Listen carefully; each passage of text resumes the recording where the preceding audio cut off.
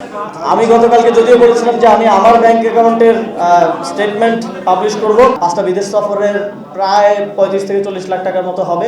আমার বাবার 5টা অ্যাকাউন্ট আছে, এর মধ্যে স্যালারি অ্যাকাউন্ট এবং সেটা মিডিয়ার কাছে গেল। তারপর থেকে আবার নতুন করে এক ধরনের প্রোপাগান্ডা এবং কিছু বিশিষ্ট কিছু নির্দিষ্ট মিডিয়ার মাধ্যমে আমরা দেখতে পাচ্ছি যেটা হচ্ছে অন্তর্বর্তীকালীন সরকারের বিরুদ্ধে হচ্ছে, আমার বিরুদ্ধে হচ্ছে।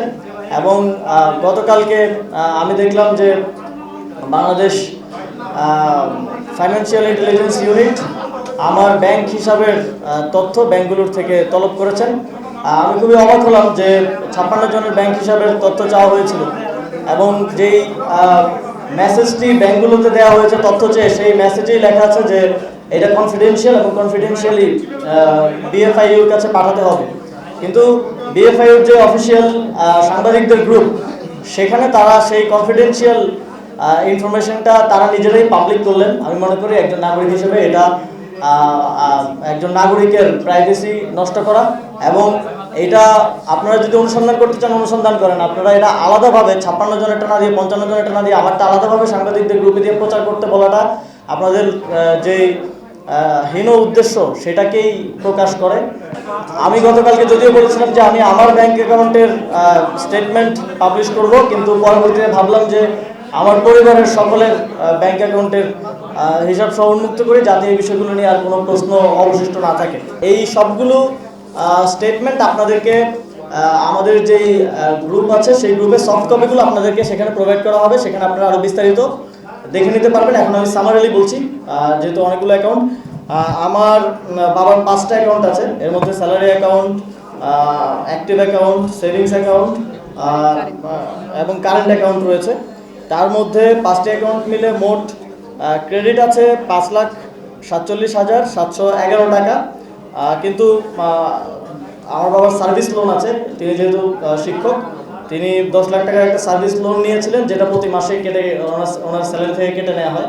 সার্ভিস লোন এখনও পেমেন্ট বাকি আছে 6,39,746 টাকা।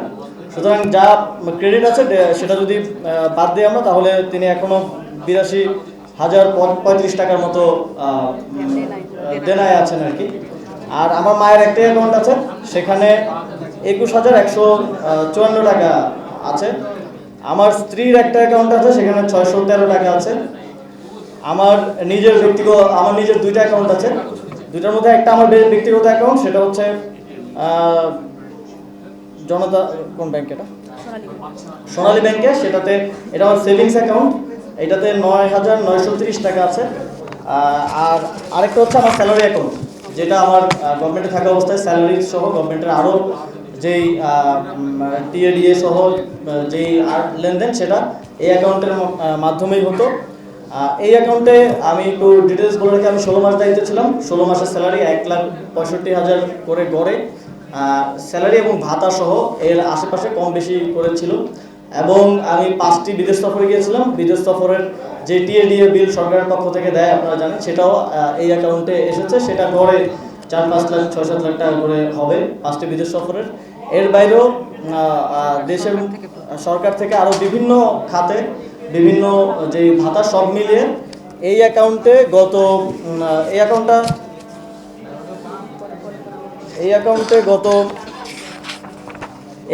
এখন আছে 9,78,626 টাকা।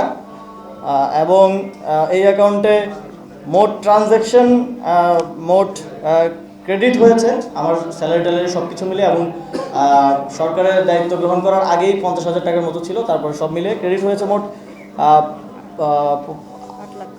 85,81,000 টাকা। আর ডেবিট হয়েছে 76,03,000 টাকা। এখন আছে 9,78,000 টাকা।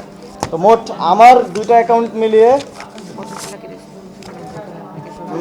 মোট আছে হচ্ছে 9,78,556 টাকা। তো এই 85 লাখের মধ্যে আমি যেটা বললাম, স্যালারি আছে অলমোস্ট গড়ে যদি 1,65,000-70,000 করে ধরি, তাহলে অলমোস্ট 25 লাখের মতো, 85 লাখের মোট টোটাল ট্রানজ্যাকশনের মধ্যে।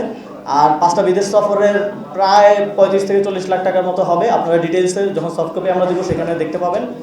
এবং এর বাইরেও আরও নানা সরকারের ভাতাদি এবং অন্যান্য আরও খরচ। এবং এই অ্যাকাউন্টে আমি ক্লিয়ার করতে চাই, এই অ্যাকাউন্টে শুধুমাত্র যেই টাকাটা এসছে পুরোটাই সরকারের যে মন্ত্রিপরিষদ বিভাগের একটা সাইট আছে আইবাস প্লাস প্লাস, যেটা দিয়ে মন্ত্রীদেরকে এবং সচিবদেরকে স্যালারি প্লাস অন্যান্য যেই ইয়াগুলো দেওয়া হয়, শুধুমাত্র সেখান থেকেই টাকা ক্রেডিট হয়েছে এবং এর বাইরে থেকে অন্য কোনো উৎস থেকে টাকা ক্রেডিট হয়নি। এই পুরো লেনদেনটাই সরকারের সাথে এবং এটার পুরোটার রেকর্ড মন্ত্রিপরিষদ বিভাগে আছে, আপনারা সেখান থেকেও চাইলে নিয়ে নিতে পারেন।